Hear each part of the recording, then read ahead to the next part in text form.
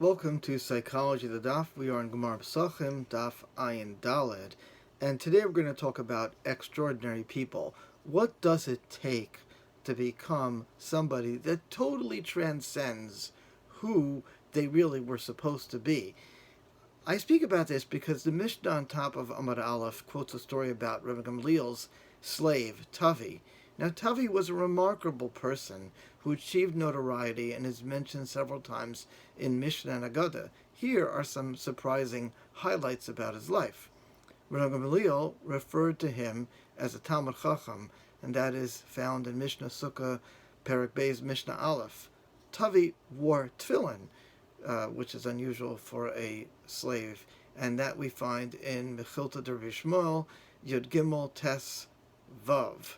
And when Tavi died, Rabban Gamliel sat Shiva for him against convention. We find that in Mishnah Brachos, Perek Beis, Mishnah Zayin.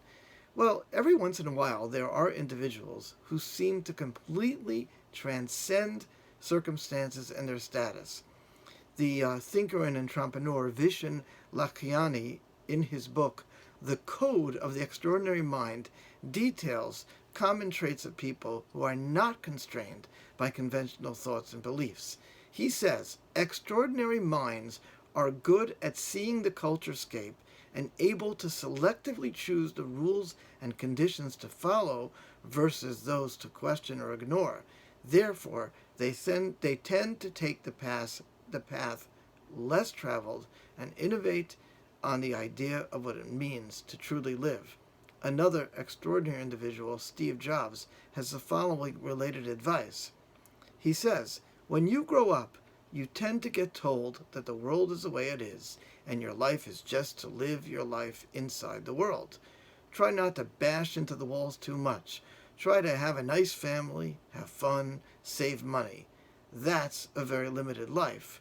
Life can be much broader once you discover one simple fact.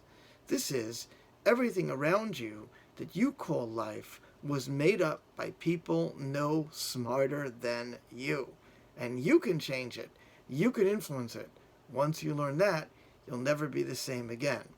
It's worth noting, though, there is a fine line between being an original thinker and somebody who operates out of the box and doesn't buy into society's rules, and an arrogant jerk.